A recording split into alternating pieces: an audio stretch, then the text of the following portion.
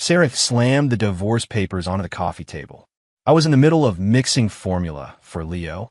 Ethan, just sign them, she said, her voice dripping with disdain. Brandon can give Leo a better education. You're just a useless chef. You don't deserve to be a father. Before I could even respond, Leo, who had been sucking on his pacifier, suddenly scrambled onto the table. He gave Sarah a look that clearly said, "Are you serious?" Then swung his full 8-ounce glass bottle, striking Brandon squarely on the forehead. Crack! A sickening thud, and blood spattered. Leo pointed a chubby finger at the bleeding Brandon. "Looks like a giant frog. And you want to be my dad?" He shrieked, his voice babyish but full of fury. "You're not worthy. Can you make barbecue ribs like my dad? You can't make squat." He then turned to Sarah, blowing a raspberry. "And you, meanie, think you can ditch my dad? No way. Unless that pretty assistant lady becomes my stepmom." The living room fell silent. I sighed, quietly pouring the remaining half-scoop of formula into my mouth. Looks like the divorce wasn't happening, but this table definitely just got flipped by my little troublemaker. Blood streamed down Brandon Miller's temple, smearing his expensive, wire-rimmed glasses. His face, usually plastered with a smarmy grin, was now twisted into a mask of pure agony. "Aya!" A guttural scream ripped through the silence, making the hairs on my arm stand up. Brandon clutched his head, convulsing on the floor. Sarah's face went pale. She shot to her feet, pointing a trembling finger at me. "Ethan, look at your son. He hit him. He's only 3 and he's already this violent. How on earth are you raising him?" I calmly put the lid back on the formula can, not even glancing her way. Leo, still in my arms, wasn't pleased. He kicked his little legs, trying to get down. "My dad didn't teach me that," he declared. "I wanted to hit him. Ugly face serves him right." Brandon's 2 hulking bodyguards finally reacted, lunging menacingly towards me and Leo. "Get that kid." Sarah, on instinct, cried out, "Don't hurt him." Too late. I held Leo with one arm, and with my other hand, I casually pushed forward. The 2 6-foot-plus muscle-bound men grunted as if hitting an invisible wall, then flew backward in unison, crashing into and shattering an expensive floor vase. Glass tinkled everywhere. Leo, still on the table, added a kick to Brandon, his voice a babyish curse. "Ugly face, don't fake it. My bottle is expensive. Limited edition." The living room was a disaster zone. Sarah stared at me, completely speechless, as if seeing a stranger. I walked over to her, my gaze fixed on her furious yet shocked face. "Have you ever paid attention to him?" My voice was calm, almost eerily so. "Do you know what stage formula he drinks? Do you know what size diapers he wears? Do you know what he likes to eat? Or what he's allergic to? You don't." My voice hardened slightly. "You only care about your work, and how Brandon can give you a better future."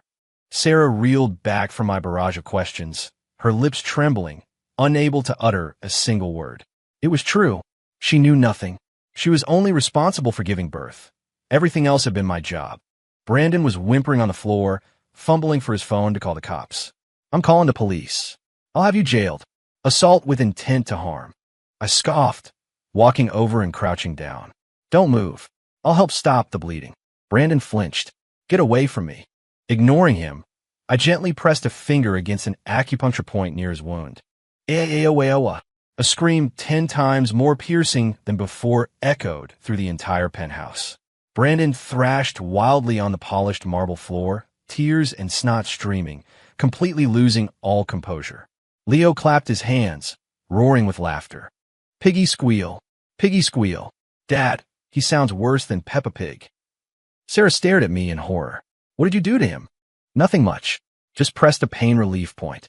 Maybe I'm out of practice. I might have hit the wrong one." I stood up, picked the divorce papers from the coffee table, and in front of Sarah, tore them to shreds. The paper confetti drifted into a nearby trash can like snow. "You want a divorce? Fina. Leo stays with me, and I don't want a dime of your money. But not today, because Leo's hungry. He needs his bottle." I picked up Leo and turned to leave. I left behind a dumbfounded Sarah and a twitching Brandon on the floor. At the doorway, Leo turned back and made a face at Sarah. "Bye-bye, meanie. Don't forget to send money to my dad." My steps faltered. That little rascal, always looking out for me. Walking out of the Thompson penthouse, the evening breeze was a bit chilly. I rummaged in my pocket, pulling out a crumpled $20 bill. It was all I had left. Leo, we might be sleeping under a bridge tonight, I sighed. Ethan Hayes, the celestial sovereign of the Nine Realms, had unexpectedly found myself transmigrated into this world, becoming the live-in husband to the Thompson family. My only goal was to live a quiet life, raising my son. But I never expected, as a former celestial sovereign, to be reduced to this, a dragon in a puddle, scorned by ordinary men. But for this little guy, I decided it was worth it. Leo snuggled into my arms, whispering, "Dad, you shouldn't hit people for no reason. Teacher said so." I was about to praise him for being sensible. Then he added, "But he was ugly and wanted to be my dad." I couldn't stand it.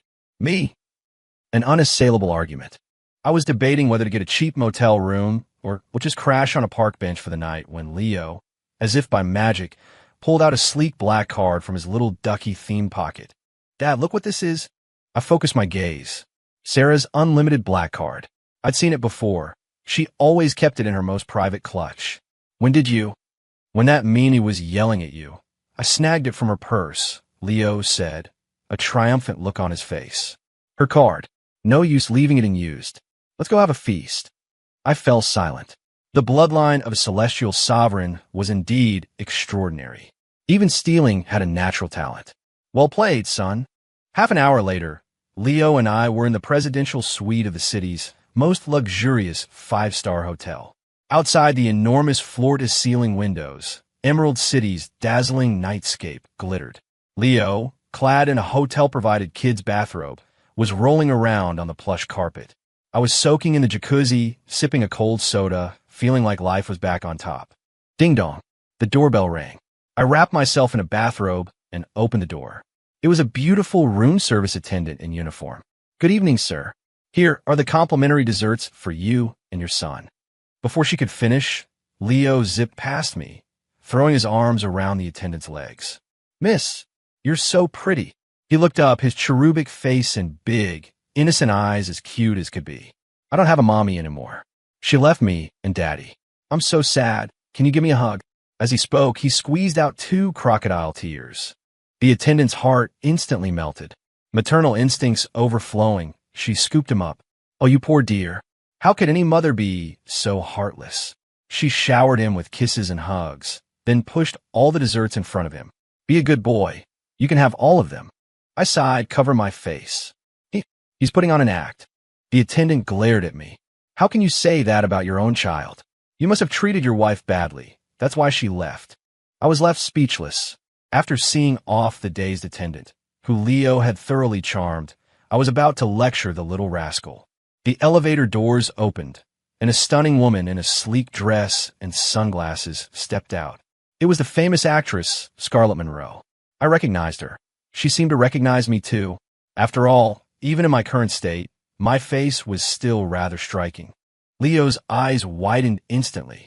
He squirmed free from my hand, ran up to Scarlett, and bowed politely. "Hello, beautiful lady." Scarlett was amused.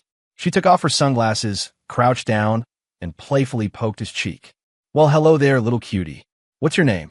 "My name is Leo," he whispered into her ear, in a voice only the 3 of us could hear. "My dad might look a little broke, but he's really good in bed. You should consider him." I stumbled, mortified, wanted to dig a hole and crawl into it. Scarlett first froze, then burst into a fit of laughter, tears streaming down her face. She stood up, gave me a mischievous look, and pulled out her phone. "You're a funny one, kiddo. Mr. Hayes, mind if I get your number?" Meanwhile, Sarah's phone buzzed with a notification. "Your black card account ending in 8888 has been charged $88,888 at the Grand Crown Hotel."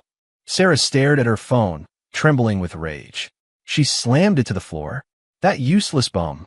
How dare he steal her card? I was reading Leo a bedtime story when the door to the presidential suite was violently kicked open. Sarah stood there, seething, her mother, Brenda Sterling, a woman draped in expensive jewelry, beside her. "Ethan, you freeloading good-for-nothing."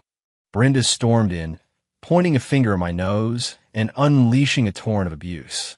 "You stole my daughter's money to stay in a presidential suite. Have you no shame? My Sarah must have been blind to marry a loser like you."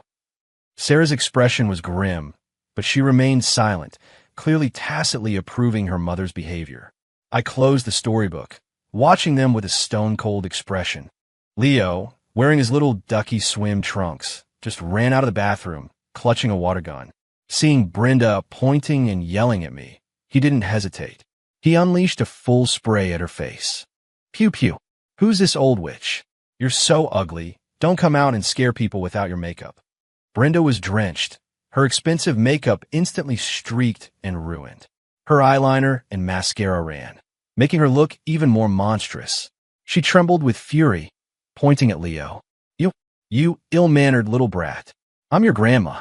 Leo tossed his water gun, put his hands on his hips, and retorted defiantly.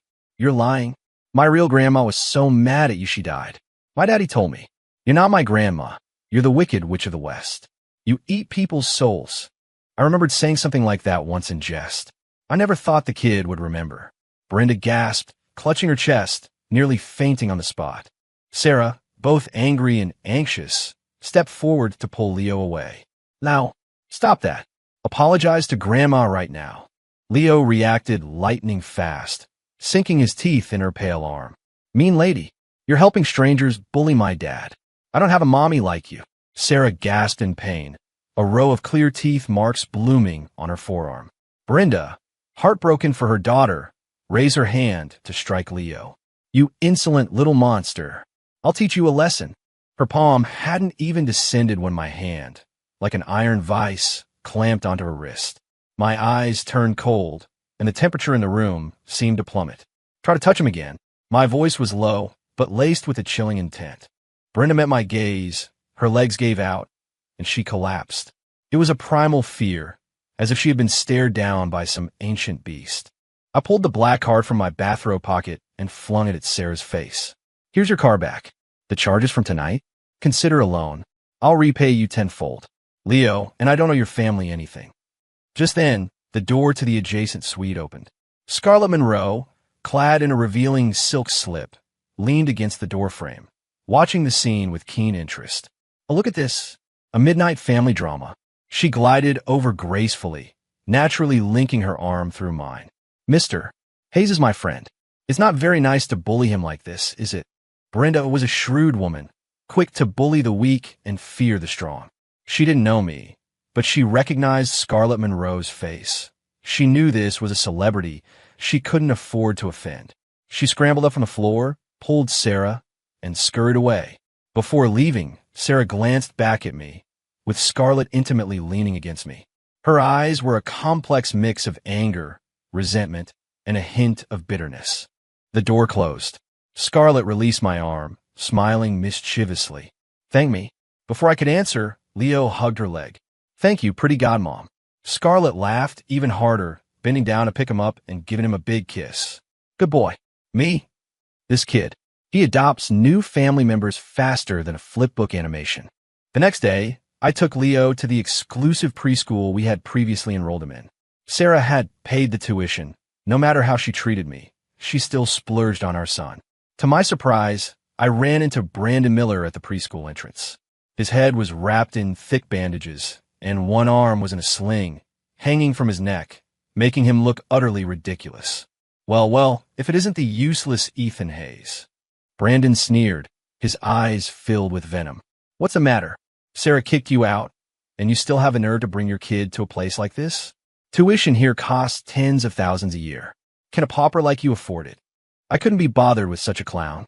I pulled Leo along, ready to head inside. I leaned down and told him, don't start trouble at school, but don't be afraid to stand up for yourself either. If anyone bullies you, call Dad. Leo, with his little backpack, gave me an okay sign, then added coolly, don't worry, Dad. I'll make sure they all know who the king of this kindergarten is. At the time, I just dismissed it as childish talk, not giving it much thought. At 4 p.m, dismissal time.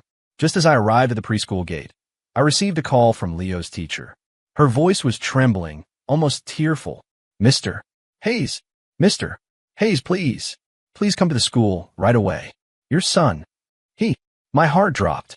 I immediately thought Leo had been bullied. I rushed to the principal's office.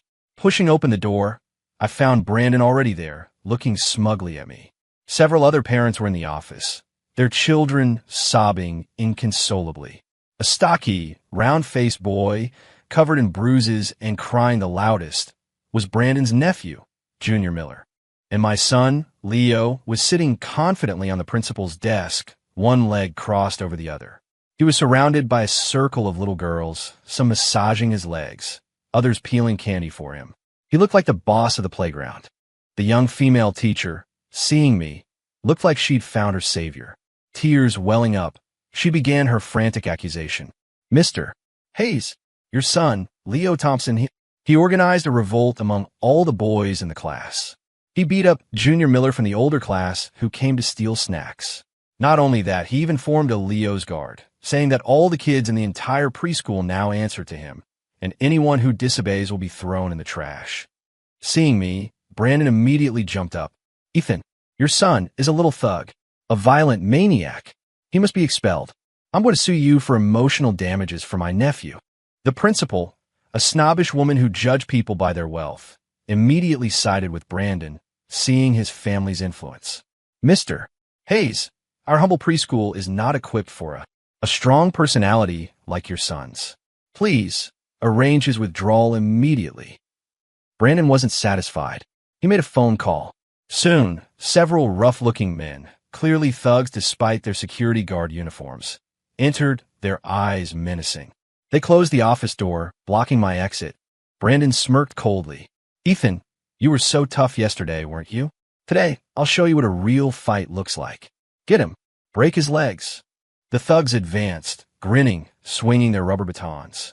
The other parents and teachers in the office screamed, huddling in the corners, trembling.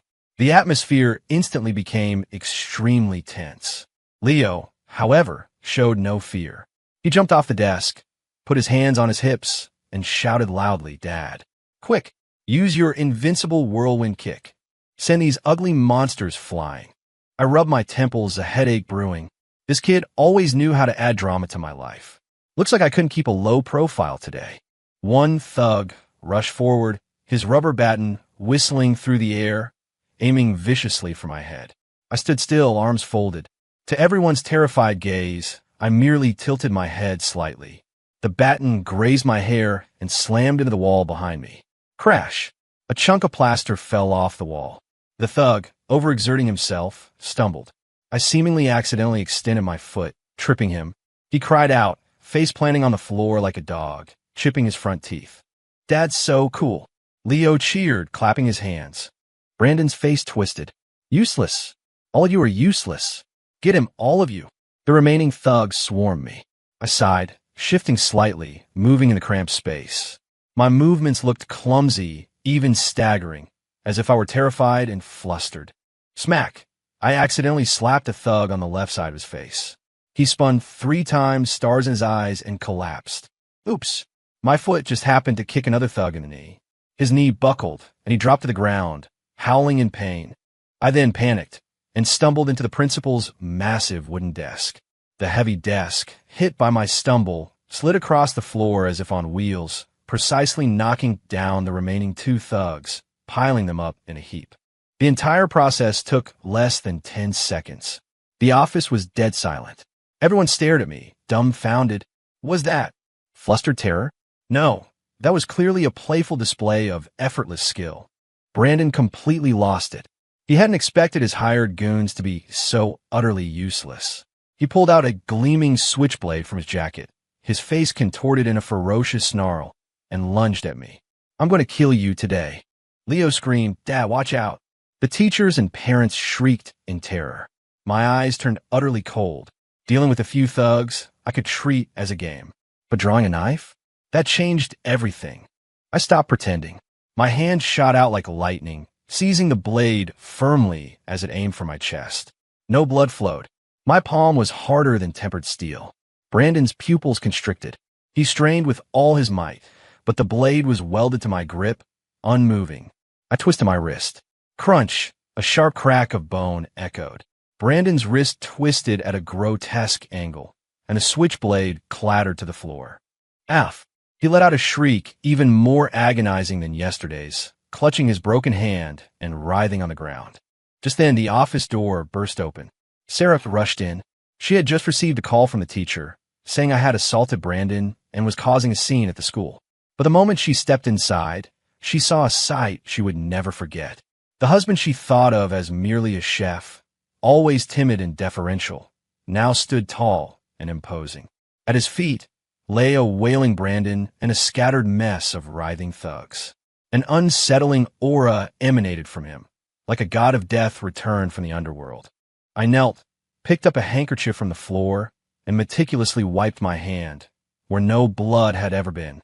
Then I walked over to Leo and picked him up. I adjusted my son in my arms, my voice cold as I swept my gaze across the room.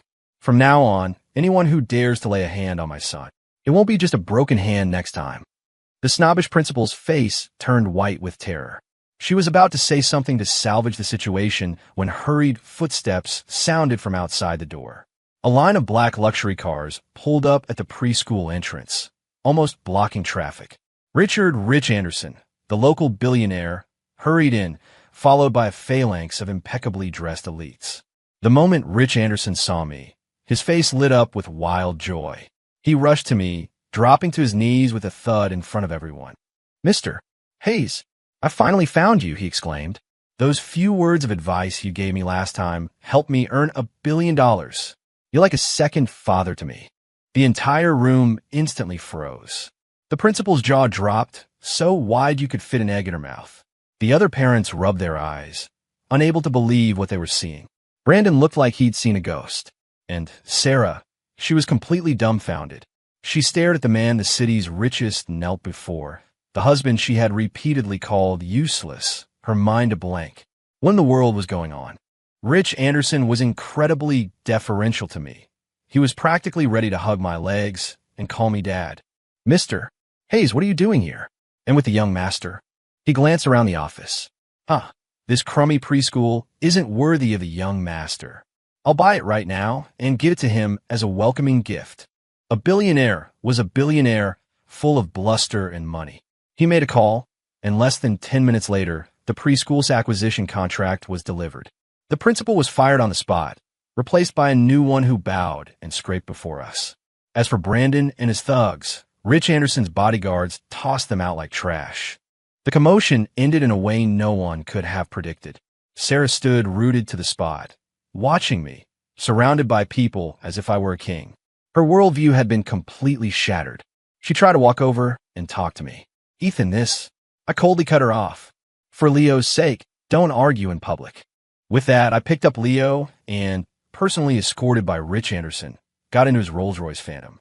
Sarah watched the convoy disappear into the distance, feeling a surge of panic for the first time.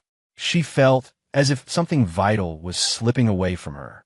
I temporarily moved back into the Thompson penthouse, mainly to gather my and Leo's belongings. Sarah followed me around like a child who had done something wrong, wanting to speak but holding back. I packed my clothes, and she watched my busy back in the kitchen, lost in thought. Suddenly, she remembered a massive crisis her company faced last year. A multi-million-dollar deal, the partners suddenly backed out, insisting on meeting their CEO. She had gone several times, but couldn't even get an audience. Just when she was despairing, the partner contacted her again, not only signing the contract, but also offering more favorable terms. At the time, she thought she was just lucky. But now that she thought about it, that partner CEO, Mr. Anderson, was the same Rich Anderson. And during those few days, I had caught a cold, lying around the house for 2 days. She tentatively asked me, "Ethan, last year's multi-million-dollar deal with Henderson Group, was it?" I was pouring oil into a pan, answering without turning around. "Oh, that boss. He really seems to like my baked salmon." A casual remark, yet it unleashed a storm in Sarah's heart. She wasn't stupid. She instantly understood. It wasn't about liking baked salmon. It was me, Ethan, who had helped her behind the scenes. She began frantically replaying the past 3 years in her mind. Every time the company faced an insurmountable hurdle, it always managed to overcome it.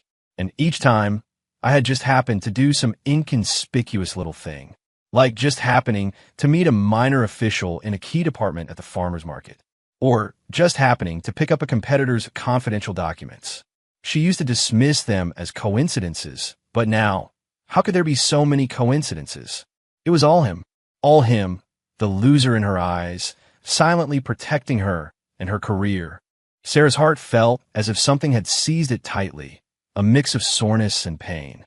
She began to wildly imagine. I must be a hidden powerhouse with unimaginable connections, who had married into the Thompson family to experience life, or for the sake of true love, willing to cook and clean for her. And she, in her ignorance, had pushed away this incredible opportunity with her own hands. Regret, like a tidal wave, engulfed her. Just as she was steeped in the sorrow of her self-recrimination, Leo, playing on his tablet beside her, delivered the final blow. "Mom, are you regretting it?" "Too late. Scarlett just texted. She's taking me to Disney World, and she's going to buy me the biggest castle." Sarah's jealousy instantly flared. She snatched the tablet from Leo. "You are not going," she declared. "I'll take you. I'll buy you 2 castles."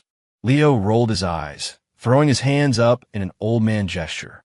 "No can do. I have to listen to my dad. You go beg Dad. If he agrees, then I'll go with you." Sarah gritted her teeth, looking at my tall back in the kitchen. Once upon a time, this man would obey her every whim. Now, she had to beg him. How the tables had turned. Karma truly was a relentless cycle. Leo and I ultimately didn't move back into the Thompson house. We moved directly into the spacious riverfront villa Rich Anderson had gifted us. It had a pool, a garden, and a dedicated playground for Leo, who was having the time of his life. Sarah couldn't sit still anymore. She felt she had to do something to win me back. So, she made a surprising decision. She would personally cook me a heartfelt dinner. For a CEO who had never lifted a finger in the kitchen and had practically forgotten where it was, this was an enormous challenge. She spent the entire afternoon at her house, clanging around with online recipes. The result was predictable. The kitchen was filled with smoke. The smoke alarm went off multiple times, almost calling the fire department. Finally, she arrived at my new place, carrying a plate of blackened, unrecognizable food and a pot of eerily scented soup. As she rang the doorbell, her heart was filled with anticipation, imagining my tearful gratitude at seeing her efforts. However, it wasn't me who opened the door. It was Scarlett Monroe, wearing a breezy sundress. Scarlett showed no surprise at seeing her. Instead, she greeted Sarah with a radiant smile. "Ms. Thompson, what a pleasant surprise. We weren't expecting you." Sarah's face instantly darkened. She walked into the living room and saw Scarlett, holding a peeled grape, feeding it to me as I lay on the couch watching TV. And I, open-mouthed, ate it. The sight was so jarring it almost brought tears to her eyes. A full-blown drama erupted. "Honey," Sarah squeezed herself between me and Scarlett, holding up the insulated food container to me. I made you dinner." Before I could speak, Leo scampered over. He glanced at the blackened, unidentifiable objects in the container, scrunched up his little face, then raced off. He returned wearing an Iron Man gas mask. "Dad, watch out. It's a biohazard. It could kill us." Scarlett, meanwhile, burst out laughing, completely unreserved. "Ms. Thompson, did you make my Mr. Hayes charcoal briquettes? Or did you dig those up from an archaeological site?" Sarah's face flushed red, then white, mortified to the extreme. She swallowed her immense humiliation, her eyes welling up.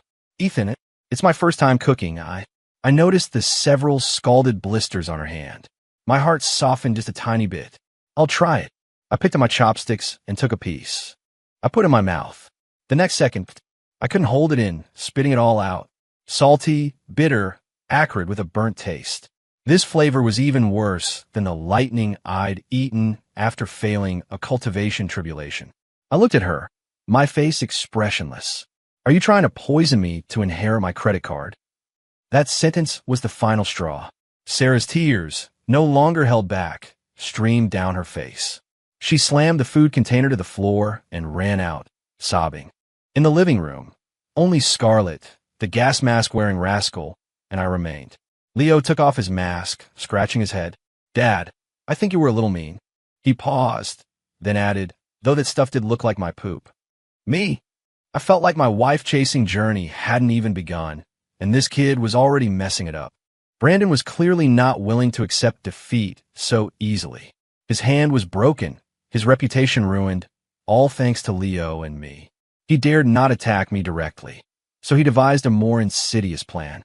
He paid a hefty sum to two genuine hitmen from the black market, planning to kidnap Leo to threaten me. That day, Sarah and I were at a coffee shop discussing Leo's custody. Of course, it was just an excuse for her. She simply wanted to see me. Suddenly, I received a call from the preschool teacher saying Leo was missing. Surveillance footage showed him being carried into an unmarked van by two strange men. Boom! Sarah's mind went blank. Kidnapped. Leo's been kidnapped.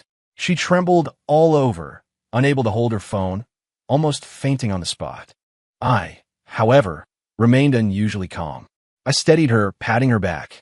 Don't panic. I took a sip of my coffee, saying slowly, looks like someone else is about to have a very bad day. Sarah couldn't understand my composure. She cried out, he's my son. He's your son. He's only 3.5. How can you not be worried at all? I didn't explain, because I knew better than anyone that my son was no ordinary 3.5-year-old. Those kidnappers were the ones who truly deserved sympathy. The scene shifts to an abandoned warehouse on the outskirts of Emerald City. Leo was tied to a chair, his mouth gagged with his own pacifier. Two burly kidnappers, faces scarred, were smoking nearby, discussing the ransom amount.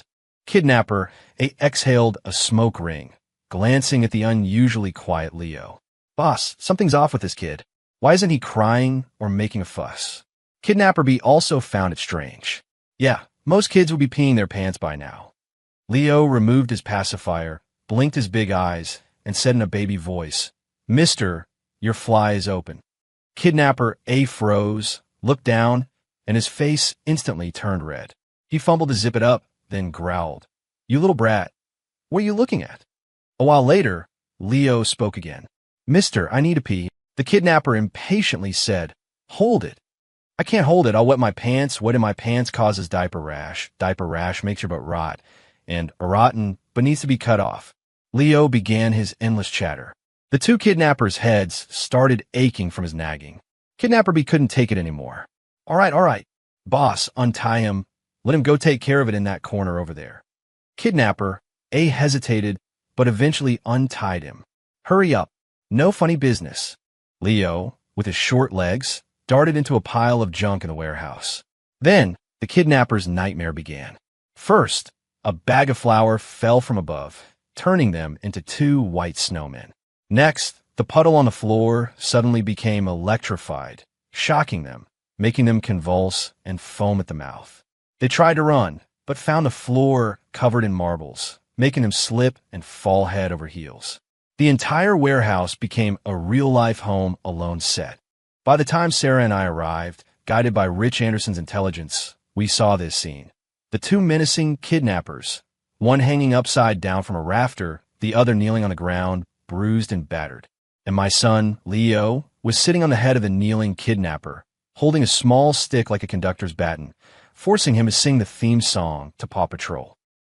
No job's too big, no pup's too small. The kidnapper wailed, finishing the last line.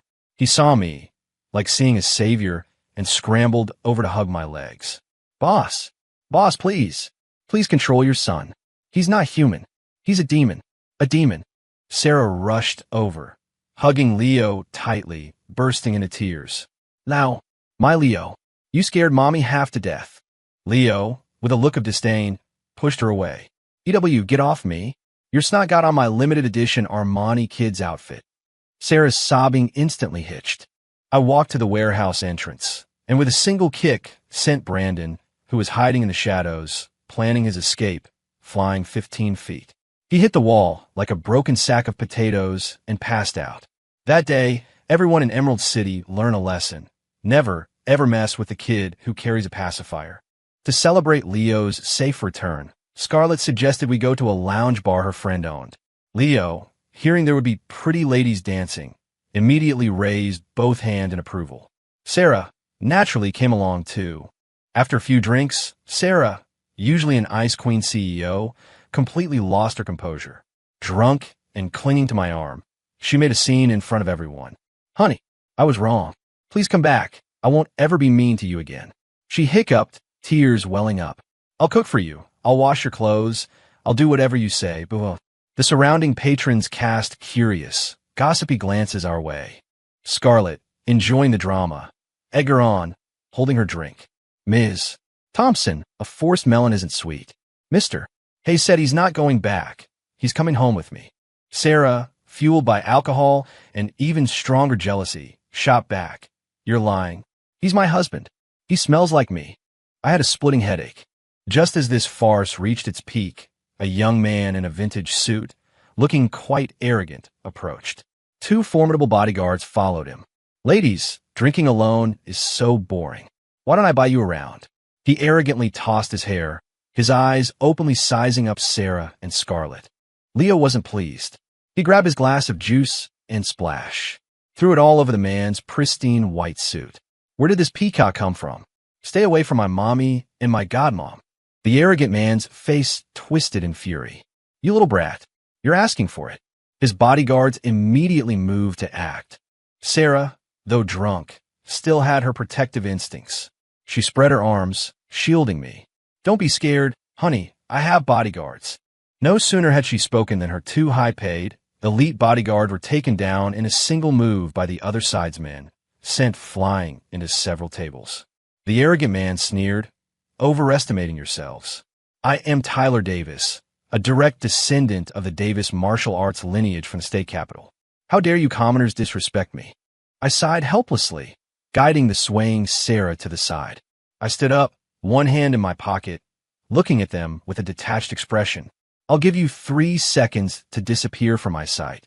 Tyler Davis looked as if he'd heard the funniest joke in the world. Bold words for someone about to die. Get him. One bodyguard, channeling internal energy, threw a punch with a whooshing sound, aiming directly for my face. To others, the punch was lightning fast. To me, it was as slow as a snail. I extended a single finger and lightly tapped. I touched the opponent's fist. Bang! A muffled thud. The martial arts bodyguard screamed as if hit by a speeding truck, flying backward, crashing through the lounge bar's glass wall, and landing on the street outside. The entire bar fell silent. Tyler Davis's smile froze on his face. I flicked my finger, looking at him, still with that lazy demeanor. Too weak. Not even as strong as my son throwing a baby bottle. Tyler Davis was scared out of his wits. He scrambled away, practically crawling. Crisis averted. Sarah, emboldened by the alcohol, stood on her tiptoes, wrapped her arms around my neck, and in my startled gaze, passionately kissed me. Soft, moist, with a lingering taste of wine. Click! A crisp shutter sound. I turned to see Leo, holding Scarlett's phone, taking pictures of us. He grinned, revealing his tiny white teeth. Yay, got the evidence. I'm gonna post it on social media. Caption, my mom is the aggressive one. My dad is just playing hard to get. Sarah's face instantly turned crimson, as if about to drip blood. I felt my blood pressure spike yet again. A legacy martial arts family. When a younger generation gets smacked, the elders always come calling. Tyler Davis ran back and exaggerated his story. The next day, Thompson Industries ran into trouble. Its stock plummeted at market open. Suppliers who had worked with him for 10 years collectively cut ties. Banks demanded loan repayments, and several ongoing major projects were halted by regulatory bodies. A series of coordinated blows left Thompson Industries teetering on the brink of bankruptcy. Everyone knew the Davis family from the state capitol had made their move. In Emerald City, no one dared to help the Thompson family. Sarah grew several strands of white hair overnight. She locked herself in her office, not sleeping for an entire day and night. Finally, red-eyed, she came to find me. She placed a signed divorce agreement and a bank card containing all her personal savings in front of me. Ethan, let's get a divorce, she said, her voice hoarse, filled with exhaustion and despair. This time it's for real. The Davis family is targeting me. I can't drag you and Leo down. She pushed the card towards me.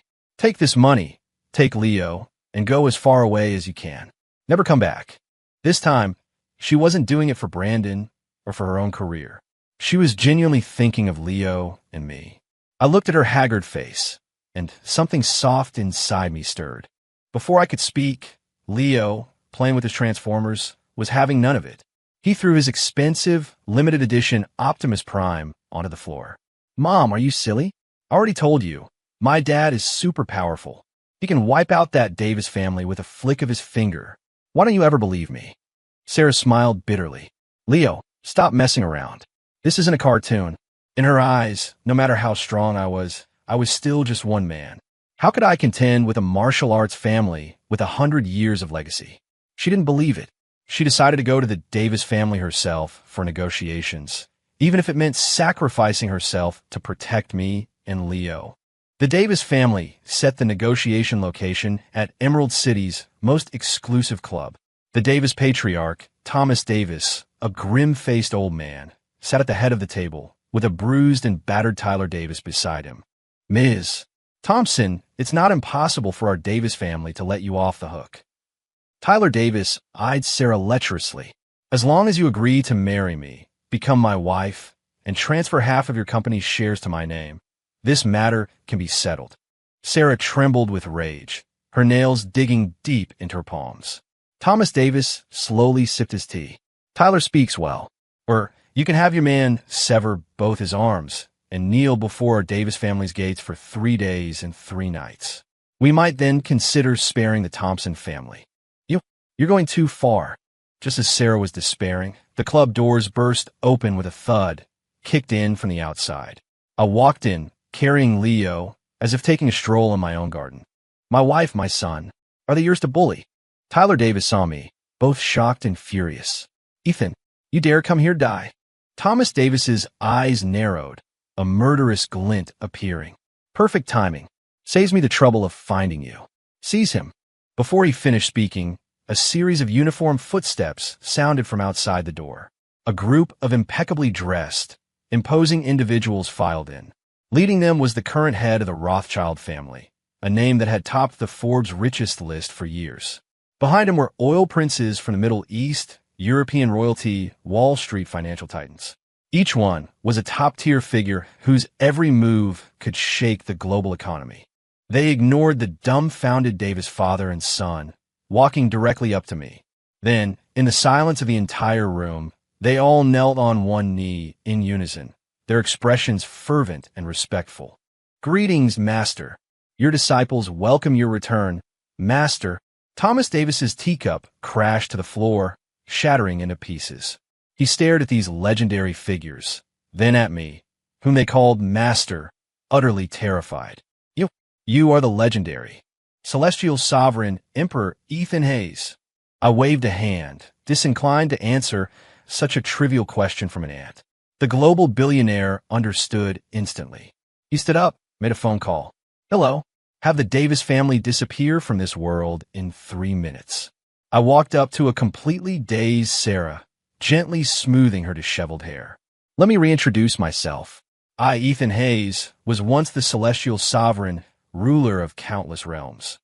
Leo, copying my posture, puffed out his little chest and proudly announced, and I am a Celestial Prince, or, for short, a second-generation Celestial. Sarah's brain completely crashed. The Davis family vanished overnight. Not bankrupt. They truly ceased to exist in this world. The Thompson family's crisis was, naturally, resolved. Everyone learned that Sarah's useless husband was actually a god among men.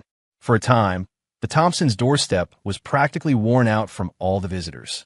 And the instigator of all this, me, was leisurely lounging by the pool at the villa, enjoying the sun. Sarah, meanwhile, began her long and arduous journey of winning me back. She resigned from her CEO position, handing the company over to professional managers. She dedicated herself to being a good wife and mother at home. Every day, she tried new ways to please Leo and me. Today, she'd send Leo a limited edition Lego Star Wars Death Star. Tomorrow, she'd send me a new apron printed with Peppa Pig. Leo was won over, but still played the role of the strict examiner. Mom, you didn't sweep this clean enough. Look, there's still dust in the corner, points deducted. Mom, Dad's shirt needs to be hand-washed, and the ironing temperature should be 140 degrees. You burn it, points deducted. Sarah was nearly in tears from the constant challenges, but she gritted her teeth and persevered. Even my snobbish mother-in-law, Brenda Sterling, came over daily with chicken soup, calling me dear son-in-law with excessive warmth. I, of course, mostly ignored her. Scarlett Monroe was quite pragmatic. She had one last drink with me. All right, I can't compete with your Empress consort. I can see. She waved her hand elegantly. I'll continue to raise your son as my godson, but as for you, I'll pass. This sister is off to find her next adventure. Days passed in this chaotic yet subtly sweet atmosphere. Sarah felt the time was right. She planned a grand proposal ceremony. Yes, a woman proposing to a man. In Emerald City's Central Plaza, the largest LED screen continuously played a video. In the video, Sarah tearfully apologized, interspersed with scenes of her clumsily learning household chores. The background music was her singing The Power of Love. Finally, the screen froze on a huge photo. It was that Black History photo Leo had taken of me being forcefully kissed by her at the bar. Below the photo, large letters read, "Ethan, will you marry me again?" The plaza was packed with onlookers. Sarah, in a pristine white wedding dress, holding a bouquet of flowers, stood in the center of the plaza, looking at me with nervous anticipation. Tears still glistened in the corners of her eyes. The once high and mighty Ice Queen now seemed as humble as a devotee awaiting judgment. Leo, behind me, gave me a strong shove. "Dad, that's enough. Keep this up, and Mom might actually get snatched by someone else. Look at that handsome guy in the Ferrari over there, staring at Mom like she's a steak." I followed his gaze and indeed saw a slick-haired rich kid looking eager. I sighed. "Fina." I walked up to her and, under the gaze of thousands, took the bouquet from her hands. I didn't say "I do." I simply reached out and gently wiped away the tears from her eyes. Then, to her surprised gaze, I said softly, "Next time you cook, remember to use less salt." She paused, then burst into joyful tears, throwing herself into my arms. The plaza erupted in thunderous applause and cheers. Sarah and I remarried. The wedding was low-key, with only close friends invited. Leo, in a dashing little suit, proudly served as the ring bearer. The little scamp raked in so many gift envelopes he could barely hold them, sleeping surrounded by a pile of them that night. After the wedding, my status in the family seemingly remained the lowest. Sarah became a genuine husband worshiper. I was responsible for looking good and taking care of Leo, while she was responsible for earning money and catering to us both. Of course, her cooking was still so bad it made you question the meaning of life. But seeing the hopeful look in her eyes, I would still eat it without changing my expression. Life passed by, peaceful and warm. One day, the three of us were watching TV. Leo suddenly jumped off the sofa, ran to Sarah, and stared at her belly, looking left and right. "Mom, have you been eating too much lately? Your tummy got big." Sarah's face flushed. I put down the remote, walked over, took her wrist, and sent a surge of spiritual energy to investigate. A moment latte, ismilad nuingli. It was true. I beckoned to Leo. "Come here. From today on, you're going to be a big brother." Leo's smile instantly froze. 3 seconds later, he burst into heartbroken sobs. "No, I don't want to be a big brother. If I'm a big brother, I'll lose my favoritism. I'm running away from home. I'm going to find my Aunt Scarlett. She's the one who loves me most." He cried, dragging his tiny suitcase towards the door. I grabbed him by the scruff of his neck, pulling him back. "Where do you think you're going?" I sat him down on the couch, rubbing his little head. "That's not your little brother or sister." I winked at him. "That's your new potion-making assistant, for when you get into trouble. He can take the blame for you." Leo's tears instantly dried up, his eyes sparkling. "Really? Really? Then I want a sister. Sisters are cute, and they can wear dresses." Sarah, both angry and amused, playfully pinched my waist. "You're the worst dad." I caught her hand, pulling her into an embrace. The setting sun streamed through the floor-to-ceiling windows, casting our family's shadows long and intertwined. Life was good, occasionally chaotic. Perhaps this was the mortal warmth, the human experience, that even as a celestial sovereign, I was willing to embrace. End.